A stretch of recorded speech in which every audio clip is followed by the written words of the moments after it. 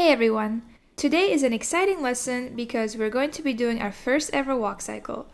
As an animator, this is something you have to be able to do in your sleep, so we're going to make sure to start simple and work our way up. Now, there are two ways to approach animating a walk. First is our typical walk across the screen where the character moves forward with every step.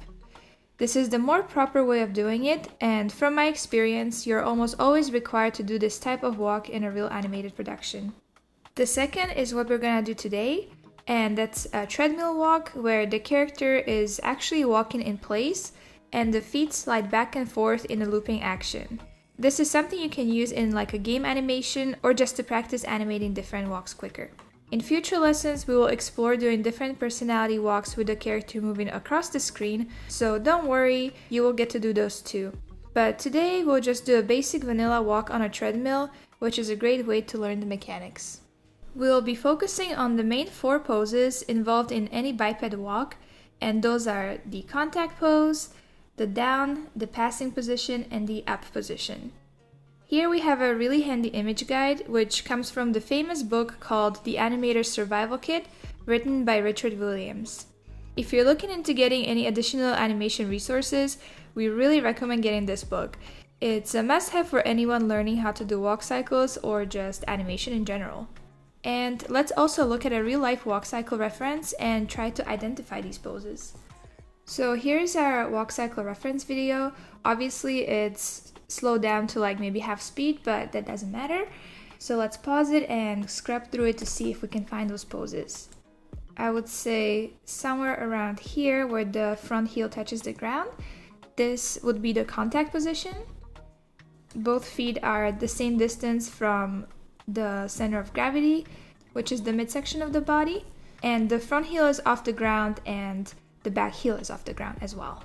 So we're not really going to be animating arms today, but you can see that in a real walk cycle, the arms and the legs are reversed. So here the right leg is in the back, but the right arm is in the front and vice versa.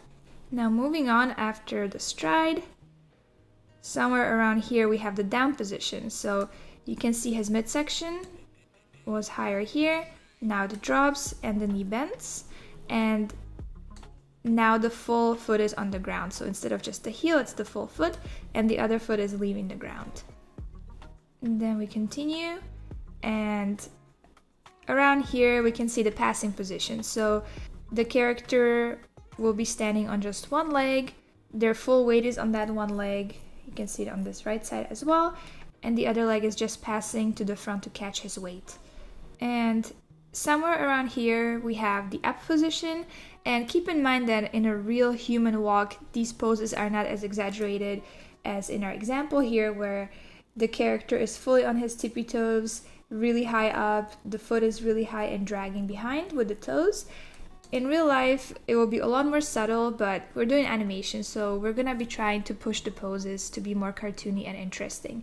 But anyways, you can see the foot is slowly lifting off the ground in the back, and his center of gravity is going up as well, and the foot is swinging forward. The heel is getting ready to hit the ground. And then around here we have the other stride position. So the legs have reversed now. Obviously the right leg was in the back before, now it's in the front. The right arm is in the back now, and he's ready to take the next step,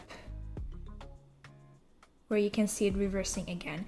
So this is how much we're gonna be doing today. We're gonna start with one stride, then the second stride, and then back to the first stride. Once the same leg hits the ground again, we're just gonna loop the animation and it's gonna look like he's walking forward. Another thing to notice if we're gonna be looking at this right hand image is that whenever his weight is on one leg, the whole body shifts to that side, right? Because if the body continued having all of its weight in the center, he would basically fall over right now. So just watch as I scrub. The weight goes to the right, now the weight goes to the left, to the right again, to the left. So up and down and left and right, that's basically the main motion of the midsection of the body. Okay, so let's talk about timing now.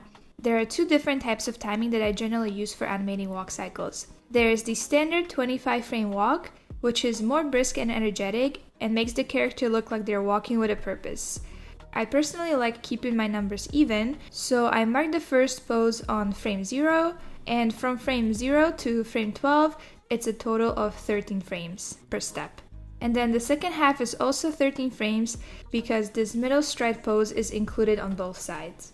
So 0 to 12 is 13 frames, and then 12 to 24 is also 13 frames if we include this pose in it. And this is actually the type of walk we'll be animating today. The second type is what I call a casual stroll, and in this walk the character walks a lot slower. They're not in a rush to get anywhere, just enjoying their day. And this one will be 17 frames per step, so from frame 0 to frame 32, or if you like to start from frame 1, it will be frame 1 to frame 33. And we included the timing guide for both types of walk in the PDF, so feel free to refer to it as needed. Okay, so now we're ready to start animating. I set up this file for you so that we see our character from a 3/4 view, which is our camera view here. And then we see the side view, and then we have our perspective view, which we'll also be using as the front view if you click on this -Y button. And when you're animating a walk, all of these angles are actually really important, so otherwise the walk is not really gonna look good. So like I said, I like starting on frame 0 so that my numbers are even, but if you want, you can start on frame 1 and then just shift everything by 1 frame. So of course I'm gonna select the whole character in pose mode, and I'm gonna press I to get a key on my first frame, or my frame 0. And we have this handy guide for our walk cycle timing today. I added it because there's gonna be a lot of copy and pasting poses from one side to the other, and it always takes me a second or so to figure out like, oh, the passing position on one side is on frame 6, and then on the other side it's frame 18. So it's just easier to look at this guide and not have to think about it, especially when you're starting out. Okay, so as we know, our first pose is gonna be the stride pose, which is the contact pose. It's the same thing, just different names for it, and this is kind of the shape of the pose. So what we need to do is grab one foot and push it forward, and then we're also going to rotate this controller here to lift the toes off the ground. And you can see the leg is being very overextended here and kind of stretching when the toes are on the ground, but it gets a lot better when the toes are off the ground. And of course, continue looking at the side view as well, especially for this type of pose, making sure that the angle of the looks nice. Also for this stride pose or the contact pose, feel free to grab the torso controller and just bring it slightly lower than the default, just so you can push the stride to be a little bit wider. And then we also need to push the back foot backwards, or the right foot backwards. Now if I just eyeball it, it's not gonna look that great once I loop it. It's gonna feel like the character limps and one step is always shorter than the other. And for this basic vanilla walk, I just want them to be equal. And the way to do that is very easy actually. I'm gonna go to my first foot, press N, and under item, I have this location transform, and I know that I'm doing the y-axis here, which is the green one, and this is the value that I'm getting. So I'm gonna grab the value, press Ctrl C, click on the other foot, I'm gonna paste the value, and instead of making a negative, I'm gonna just delete the minus to make it positive, and the foot is gonna be exactly the same distance from the center line of the body as the left foot. And this is because we're exactly where the X and the Y axis meet, so it works well for us. And now I'm gonna bring the heel up on this pose as well. And one more thing when you're animating strides is you wanna be rotating the hips as well, because the left foot is more in the front and the right foot is in the back. You want the hips to follow that a little bit.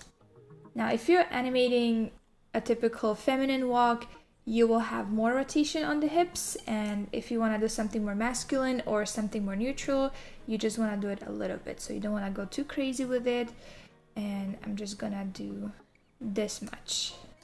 If you want, you can bring the torso controller just slightly lower because you don't want the knees to be overextending and stretching because that causes pops in the animation.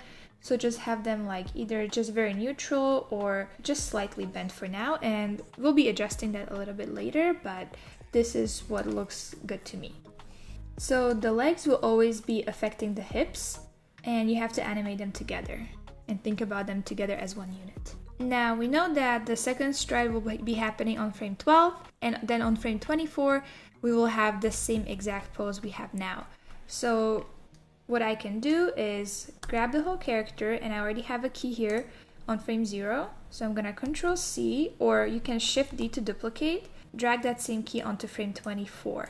And now we can actually also shorten our timeline to just 24 frames because we don't need any of those frames that come after.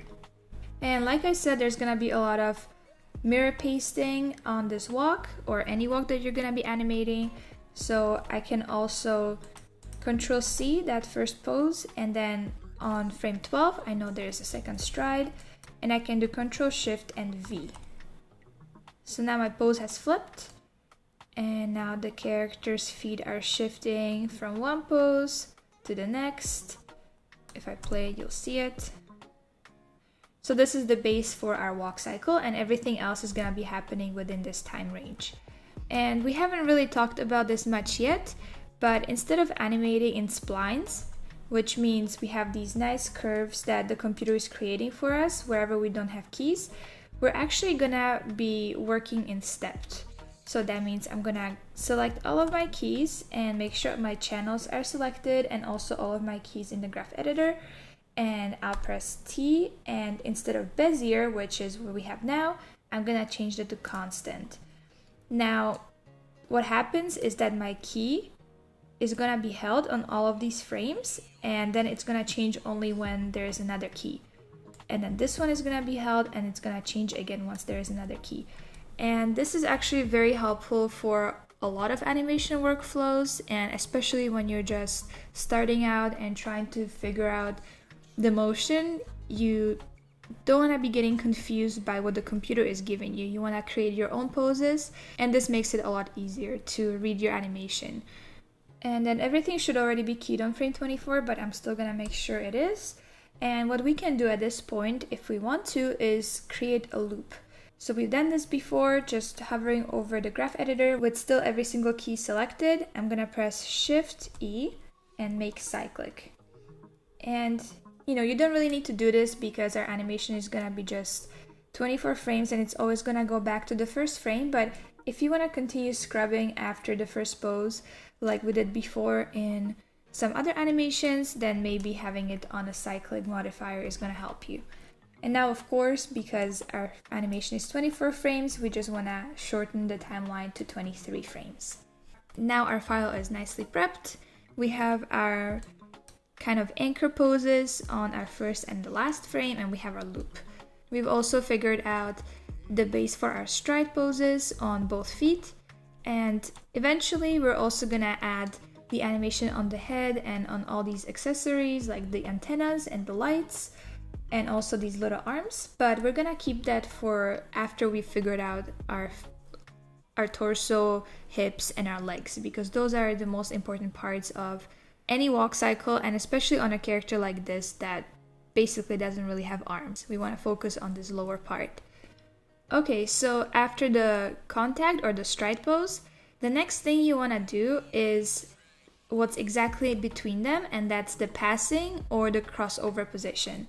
And you can see that that's this red pose here with one foot fully planted on the ground and below the body holding all of its weight, and the second foot is fully off the ground and passing from the back to the front. So we're going to go to frame 6 where our crossover position happens, and the easiest thing you can do as a starting position for shaping this pose is finding the perfect center. And the way you can do that easily is, again, having everything selected and hovering over the viewport, press Shift E, and then once you get this sliding bar, you want to go to exactly 50% and then confirm. And the pose doesn't look good right now, but you know that it's the exact middle and the foot that the character is standing on is exactly below the character. And this is important because the one rule of animating a character on a treadmill is that when the foot is planted on the ground, it has to move in a linear fashion where it's not slowing down or speeding up at any point. It's always exactly 50% between the key on the left and the key on the right. You're gonna see it better once we have more keys, but just try to remember that. So for us right now, the foot that's gonna be on the ground is gonna be the screen right foot, if you can see that. Because the character is going from having the foot in the front, and now normally the body would be moving forward, but because we have a treadmill, the foot just moves backwards. And of course, the character is bent down a little bit, so we're just gonna grab the torso and move him up until he's pretty much straight. Maybe there can be a slight bend in the knee so he's not overextending the knee, but this looks good for now.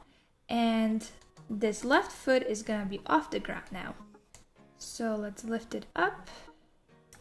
And to rotate the heel and the foot, you could either use the same controller here, or you can use this heel controller. And I like using that because we're also using that heel controller to lift the heel and the toes off the ground.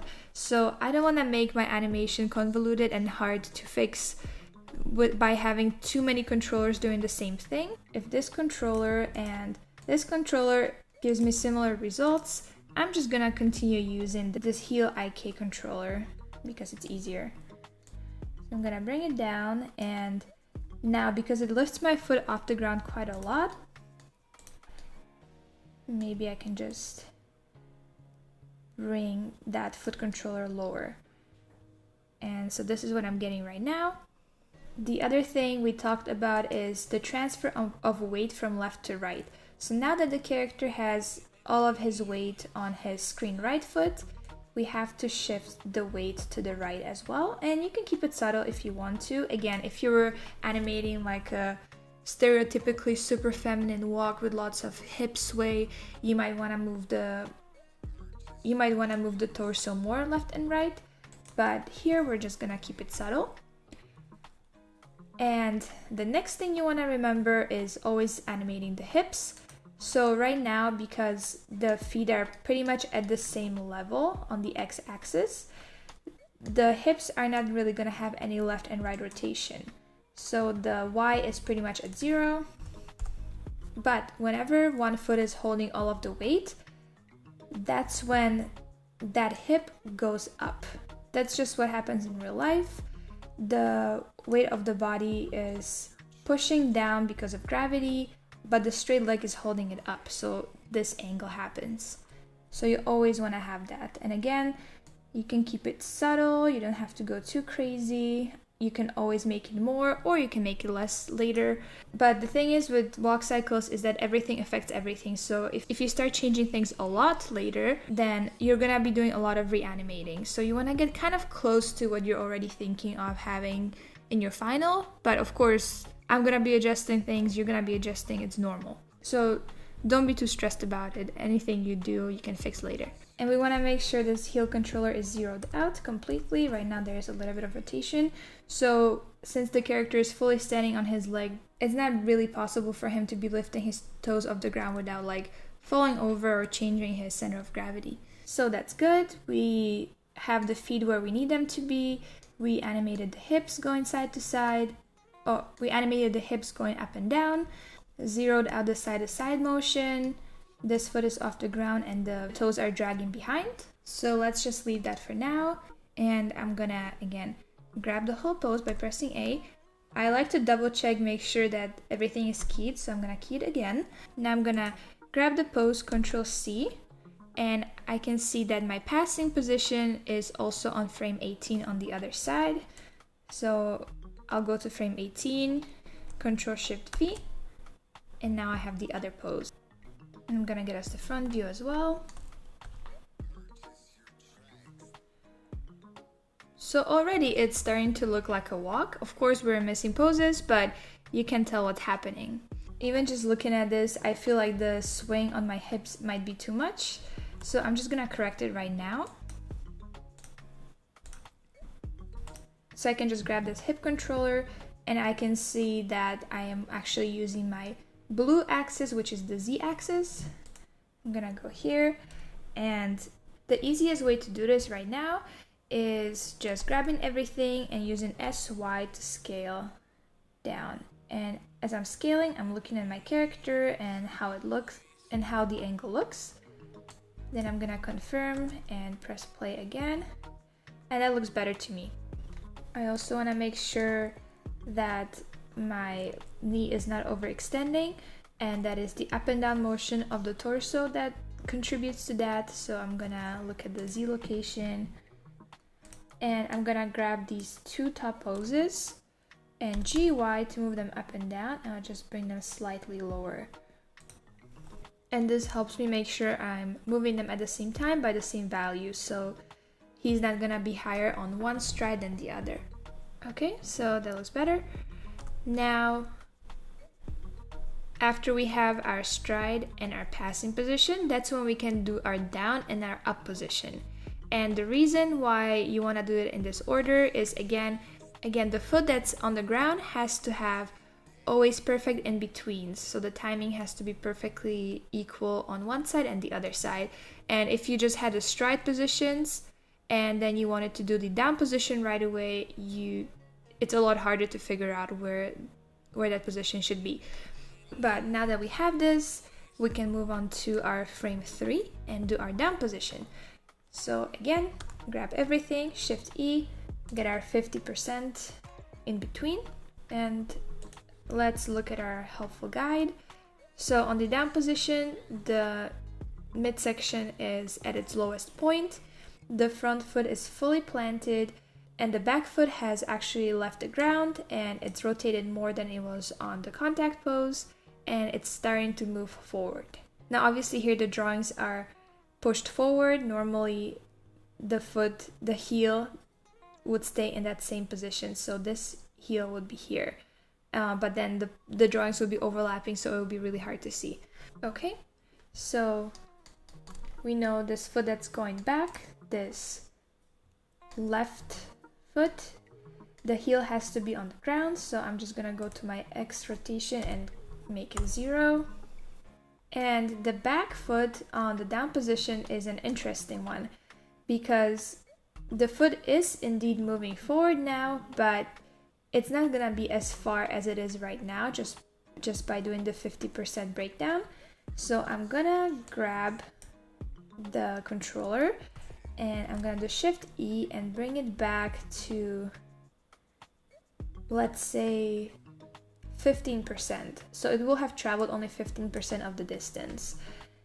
Also, I want to make sure that the value on this heel controller is growing because it's peeling off the ground, and it is, so that works well because right now on frame 0 it was 19.1 and on my frame 3 it's at 23.6 rotation, which the actual number doesn't matter, but what I'm after is making sure that the rotation is increasing, because you can see the foot is actually dragging behind, so that rotation needs to be increasing from the contact pose to the down pose and to the passing position. And you can also see that happening on this curve here. And on our down position, we want to make sure the torso is at its lowest point, which right now by just doing the perfect 50% breakdown, it is not. You can see it here, it was low and now it's higher and then higher. So I can just grab it on my curve, press G plus Y, and then bring it down. And I'm looking at it visually in my different camera and perspective views to get what I want, but I can also just manually adjust it to the position that I like. And again, in real life, the down position isn't super low, but in animation, we like to exaggerate it a bit and push it down lower than you would have in real life. So that's what I'm gonna do. And the hips on these positions are actually pretty easy. In terms of the Y rotation, going from this side to this side, it would be the perfect in between because we know that the extreme rotation is happening on the stride position, so on the 0 and on the 12. So everything else is just gonna be moving between those two values. So I don't have to worry about that. And same goes for the up and down rotation on the z-axis. So on your up and your down poses, you don't really have to worry about it at the beginning. Later we're gonna be adjusting it a little bit. Now that I have figured out everything on this pose, in terms of the hips and the legs and the torso, I'm gonna press A. Again, key everything just to make sure. Press Ctrl C on frame 3, and my next down pose is on frame 15. I'm gonna go to frame 15, Ctrl Shift V, and let's play it. So we're still missing the up position, but now the walk looks already a little bit more fleshed out with the character being more bouncy. So let's quickly do our up position so we see everything working together. So the process is pretty much the same again. I'm going to go to frame 9, which is my up position, and do Shift E, get my 50%. And looking at our little guide here, we know that our midsection is supposed to be at its highest point. The heel is peeling off the ground, and the foot is getting closer to the front position, but it's still dragging behind. So let's do that. Let's first grab our torso controller, and again you can see the Z location, it's going down, so instead I'm just gonna push it up. And I'm gonna help my character because now the knee is being pretty stretched. I'm just gonna rotate the heel up more, but not gonna go too extreme with it.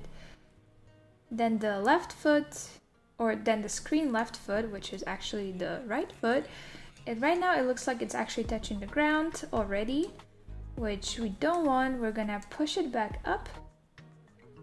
And what you could do, there's two things. You could either swing the foot forward already or just drag it behind, and usually you'll see for these vanilla walks you see the toes dragging behind, so that's what we're gonna do today. And now because I'm moving the heel and it's pivoting from the toes, the foot might be a little bit too high up, so I'll just bring it down. And again, for this pose you don't really have to worry about the hips yet. Okay, so that was pretty simple and straightforward. Okay, so let's grab it, Ctrl C, and our next up position is on frame 21. Let's do Ctrl Shift V and play the whole thing. And yeah, you've got your walk cycle. Of course, we're gonna adjust things and add more motion, but you can see these are the main 4 poses you need to have. And for any walk cycle, no matter how you're adjusting the poses to be more cartoony or to add personality, as long as you have these 5 poses in it, you're gonna be on the right track. It's gonna look like a walk cycle. Let's look at the front view as well. So there might be a little bit too much side to side, is what I'm thinking. So I'm just gonna grab that, and that's my x-axis. I'm gonna grab everything, press SY, and let me actually go to a frame where I can see the extreme pose. So like you always have to go to one of the peaks or one of the valleys on the curve. And the thing is with constant you see these steps, but if I actually change it to Bezier, you can see that these are actual curves. Right now, of course, it's not a perfect curve by any means, but that's not to worry about right now. So you have to imagine it kind of like a smooth curve from one key to the other. This would be like the biggest value towards the right. So I'm gonna grab everything, SY, and I'm looking at my character and just making that side to side motion smaller. Let's play it. Maybe still a little bit too much. Let me scale it more. And that looks pretty good. And something else you want to look at is grabbing the feet and then making sure that while the foot is planted on the ground, the keys on the Y location look like they're moving in a linear fashion. Here you can see the steps are perfectly equal. This is where the foot is on the ground. And then once it lifts off the ground, it doesn't matter, you can just do your own timing. But here, if I grab all of the keys and then go to linear, you can see this line being perfectly straight, and that means that's correct. that's what you want. So that's the one rule when you're animating treadmills. And of course, the other rule, I actually haven't mentioned it, but you might have noticed, is that the torso doesn't move back and forth. So on the Y location, all of these keys are perfectly still. So that's what you want. Those are the two things you've got to keep in mind, and then your treadmill is going to look good. So now before we move on to animating any other parts of the body, we have a little bit more work to do with our legs. And we're not going to be putting them into the Bezier curves and splining them or anything like that. But there are some things you can do to now make your timing or your spacing actually more interesting. Besides the legs, actually, let's start with the torso here. So as we know, we have that left to right sway on the hips, which we're keeping subtle, but it's there.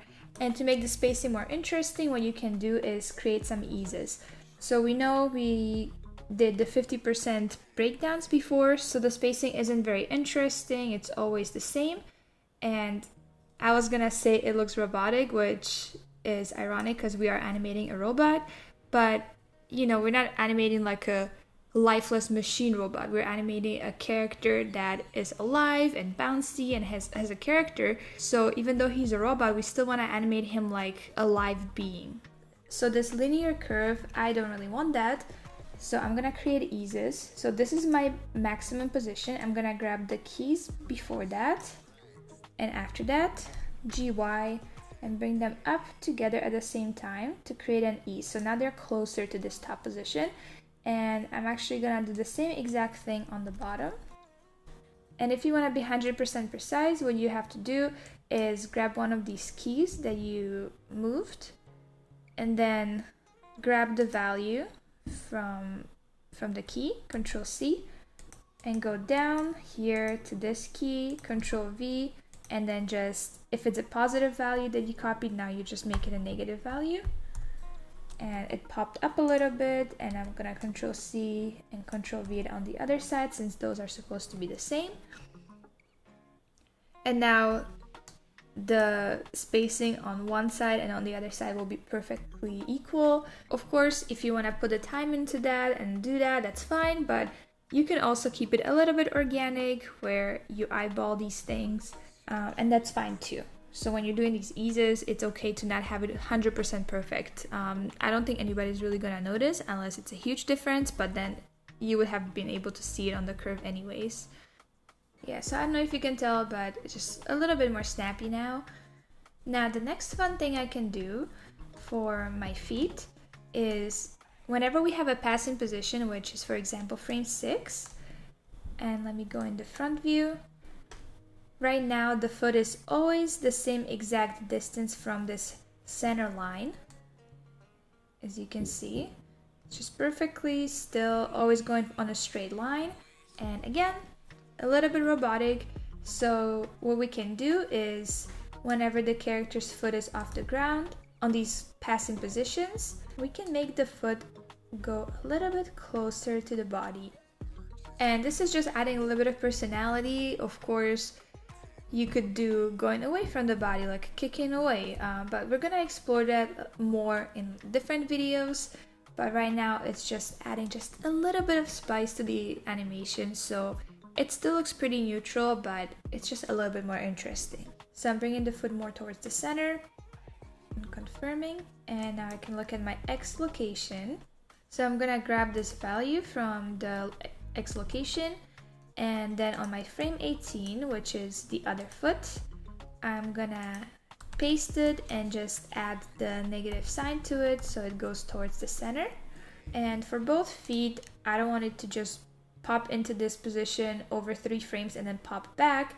I'm gonna grab the key before and after, and I'm gonna create a little bit of an ease. So basically, obviously when the foot is planted on the ground, you want it to just be still. You don't want it to be sliding side to side.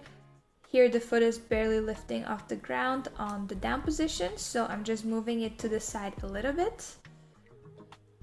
Maybe I'll make it a little bit less actually on this side. It doesn't have to be equal on both sides. And then it's gonna be the maximum movement towards the center on frame 18. And then as it's kicking towards the next stride, it's gonna be moving back into the neutral position. I can make this more in the center just to vary the spacing and make it more interesting. And I'm gonna grab these values from this side and apply them to the other side.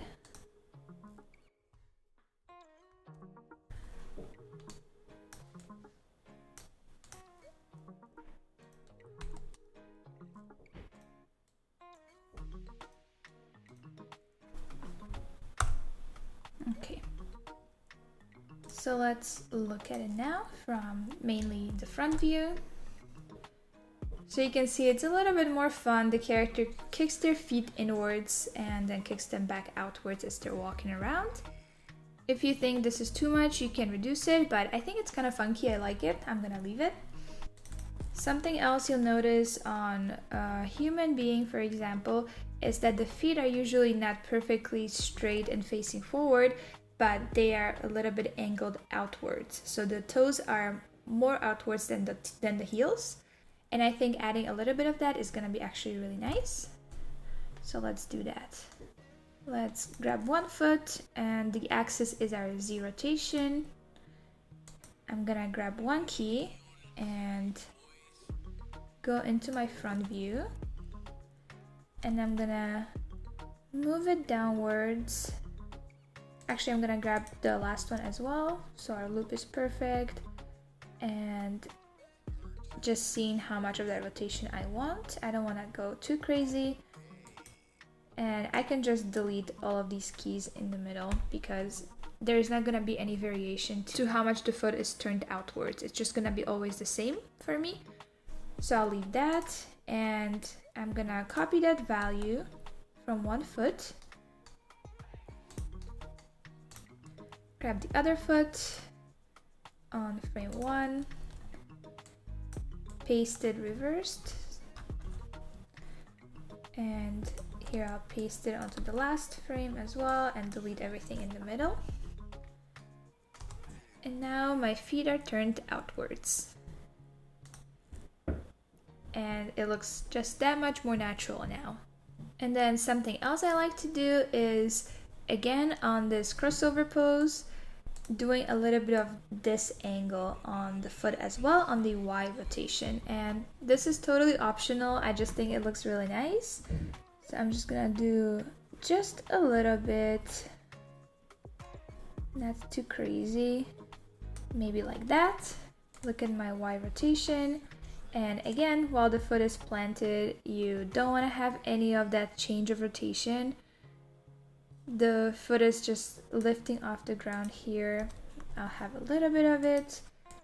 And then in the up pose, it can be more before it corrects itself into a neutral pose when the foot is hitting the ground again. So it's pretty much the same as we did on the side-to-side movement on the foot. Using the same principle of just copying and pasting values from these channels, I'm just gonna add the same rotation to the other foot. So I'll be back.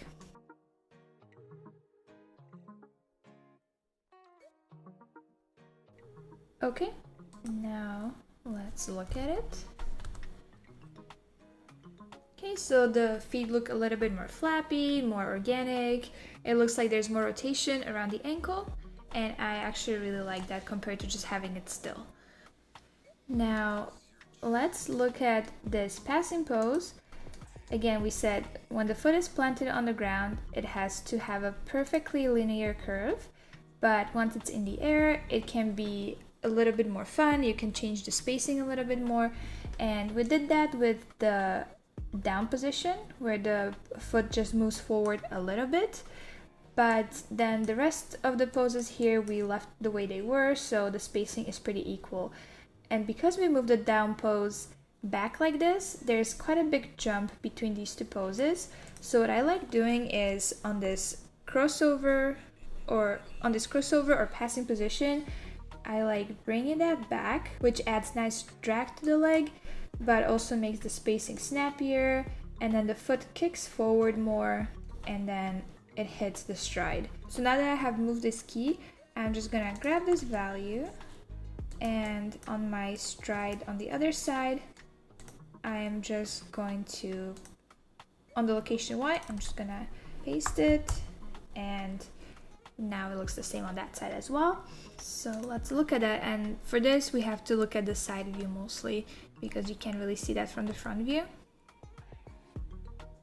So again, more snappy. Let's look at this rotation here where the toes are swinging back and forth. See if there's anything else we can do there. And that's X rotation. So the toes are on the ground here. The foot peels off. Here we could, if we want to, we could push the drag more. Then the foot is slowly starting to turn direction. And here the heel is on the ground, but the toes are in the air. So again, I moved this, so I'm gonna copy that value and I'm gonna paste it onto the other stride on frame 18.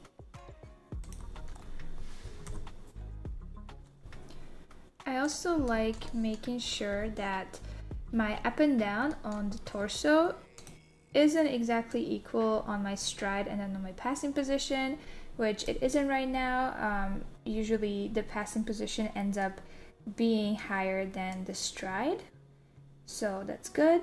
Just double checking that. And I think I can just bring this stride position a little bit higher. And the reason I'm doing that is because I want it to feel like a bouncing ball where the torso is up, and then drops down more abruptly. And then for the hips, for the Y rotation, right now again it's perfectly even. I can just spice it up a little bit, bring these keys a little bit higher and lower to create a little bit of easing. And we can do the same exact thing to this Z rotation.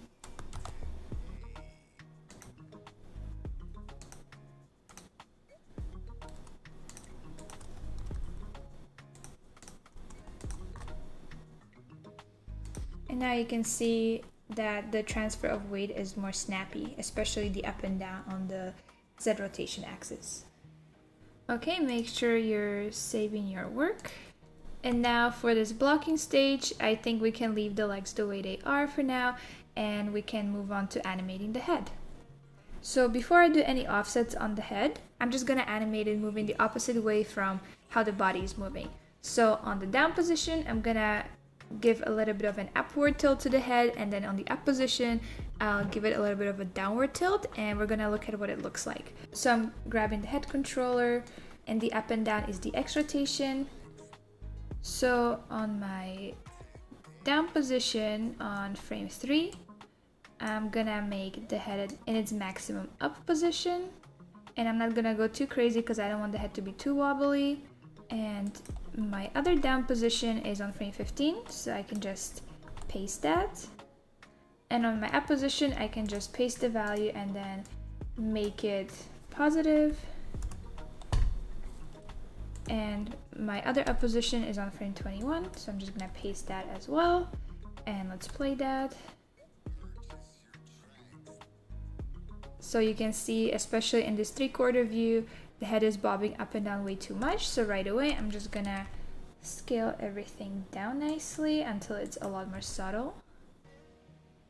Maybe even more than that.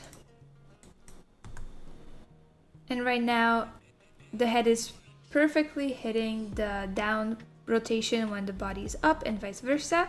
And we want to add a little bit of offset to that. It doesn't look that great when it's perfectly aligned like that. And of course, if we were in our splines and we would be adding frames between here, maybe we would offset by 1 or 2 frames. But for now, we're just gonna keep our keys only on these frames where we already have them.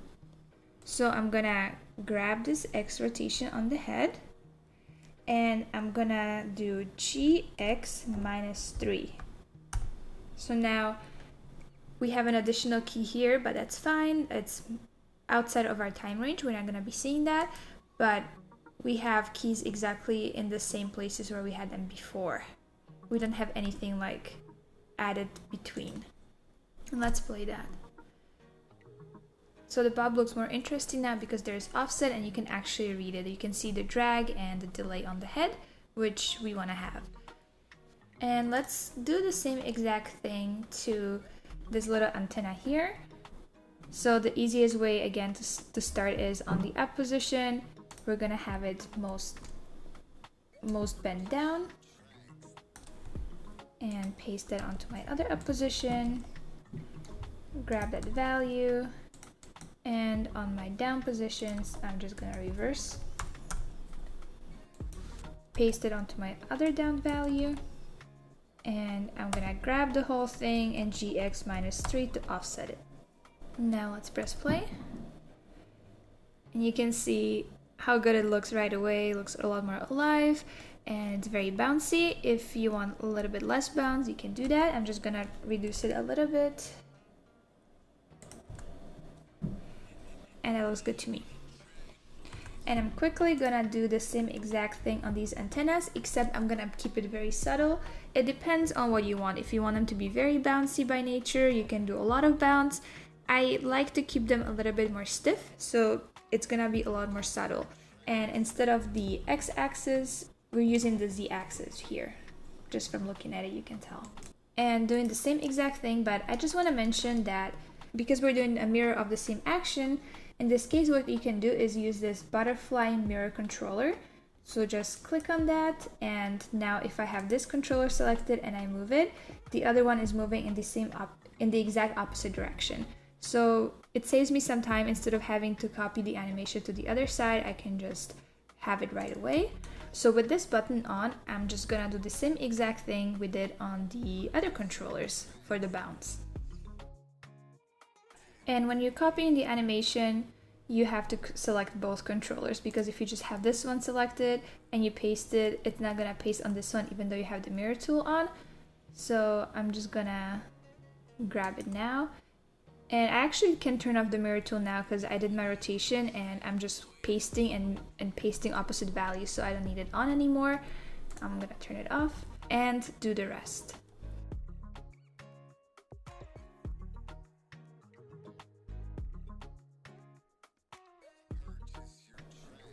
And now I'm gonna grab everything GX -3 to offset like before.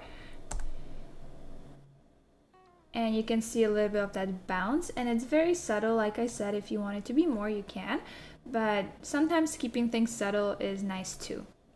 Looking at it from the front view, we have that side-to-side motion on the body, and I would like to add some of that side-to-side bounce on this antenna as well. So let's do that now. So again, the easiest thing is finding the extreme positions and then offsetting later.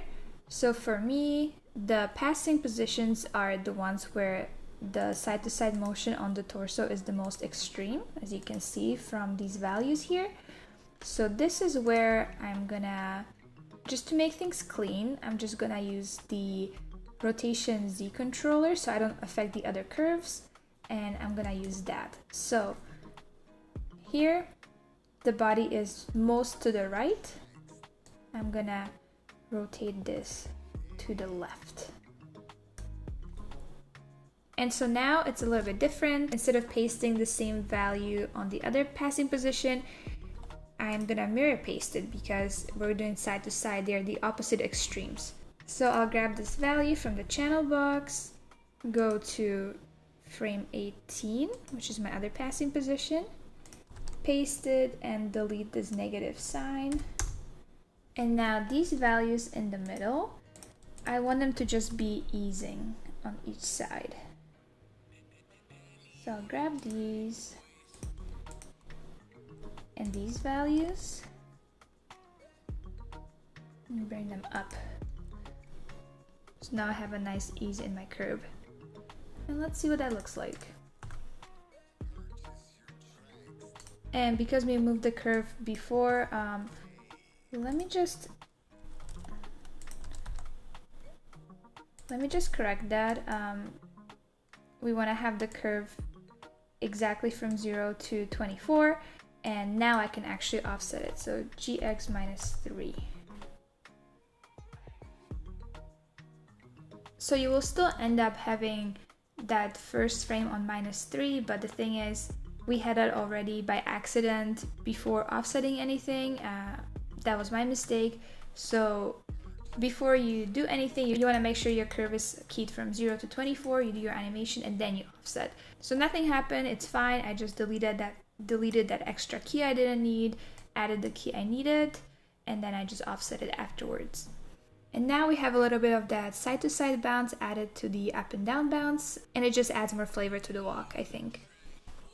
Now we can do a little bit of up and down bounce on the arms as well, and that's gonna be pretty much the same principle as we did with these little antennas. And yes, you can again use your butterfly button to mirror the motion, because the arms are always going up together and down together because it's influenced by the up and down motion of the body. It's not gonna be reversed where one arm is up and the other one is down. So let me just do that, and again, just reinforcing what I said when I made my mistake. Make sure your keys are from frame 0 to frame 24. Just makes your life easier. You don't have to be deleting anything after.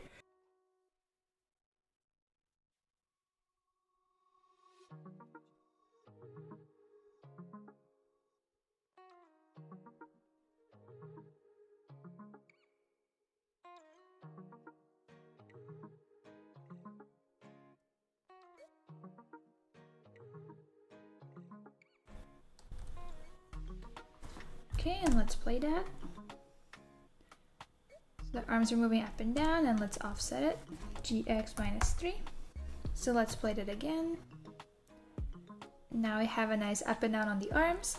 And another thing you can do if you want to, but you don't have to, is grabbing the arm, and then on the Z rotation, grab all of the keys and just bringing the arm down in general, so it looks more like an arm that's hanging down. Let me just hide the gizmo so you can see it better. So you can have it lower like that. And I'm not just gonna move it by an arbitrary number right now, because I wanna make sure I'm moving both arms down by the same value, and I don't wanna be going one by one and copy pasting that. So what I'm gonna do is GY, and let's say 2. And that might be a little too much, so let me press the right mouse controller to cancel that action and do GY 1.5. And that looks pretty good to me. And I'm gonna do the same thing on the other side. So GY 1.5 is, so now we have to reverse it. So instead of 1.5, it would be GY minus 1.5. And press enter to confirm, or the left mouse button. And now both arms are moved down by the same amount. So now they're more floppy and hanging at the sides of the body instead of just being straight out, which I think is really cute. And at this point we're pretty much done. I'm just gonna save my work, play it one more time. And everything was good to me, so I'm just gonna leave it. And this last part I'm gonna talk about is not about the specific animation, but I just want to mention some things about making adjustments to your work. So let's pretend that we don't like how the animation looks right now. For example, we really want these strides to be bigger. So we want the character to cover more distance and have the feet more apart than it is now. So you have to be aware of the fact that everything affects everything in a walk cycle. Like, as you can see from just what we've done before, just what we've done already in this lesson, the distance of the feet affects how high or low this torso will be, because you don't want these feet to be stretching. So you can't go this high up, and then at the same time, if you go too low, the character will look like they're crouching while they walk. So you have to find the right height for the amount of stride that you're getting for your character. And also, if you want to swing these hips more or less, it could cause problems too, because if you want more rotation, now the legs will be more bent, or if you want less rotation, maybe the legs will start stretching. So that can cause an issue as well. For example, if you want this heel to be more closer to the ground, again, our foot is now stretching. So if that's something you really want to do and you make that adjustment, then you have to make sure that you're bringing your overall height lower as well. So anytime you change one thing, you have to change a lot of different things. And one of the worst things that you might want to do is actually changing the length of the stride, because once you have everything down, it just becomes really complicated. Once you change one side, you have to change the other to match them. For the loop to look perfect, you have to make sure your first and last key are matching as well, otherwise there's gonna be a pop. Now that I've made the stride longer, now my legs are stretching. So I would have to bring my torso a lot lower, but that's also affecting the rest of my animation. So instead of just moving it on one frame, I gotta grab all of these keys and then bring it down. Maybe even more. And then everything else is kind of looking messed up now, of course, because I didn't change anything else, but you get the idea. So again, it's normal that you create your walk, especially when you're starting out, and then you change things, but try right away doing your research and maybe like sketch out some ideas or look at some references and kind of figure out what you want the walk to roughly look like and the poses to look like before you commit to it and you create this whole animation, and then at the end you decide like, oh, I don't like this, I want to change everything, because then it just becomes so confusing that you might as well just start over and redo the animation. Okay, so now that we're done, let's just do the main takeaways from the exercise. So for your walk cycle, you want to first determine the timing. So usually the classic one you do is 25 frames long, and we have the handy guide here, but you can also do a little bit slower walk with the other guide that we have in the PDF. If you want to try that out, feel free and go for it, see what that looks like. And when animating a treadmill, you're basically animating a looping animation. And the two things you gotta keep in mind is that the torso is always still on the y-axis, or depending on which way you have your character rotated, but in this case it's the y-axis. It's the back and forth motion. There isn't any back and forth motion, there's just an up and down and side to side.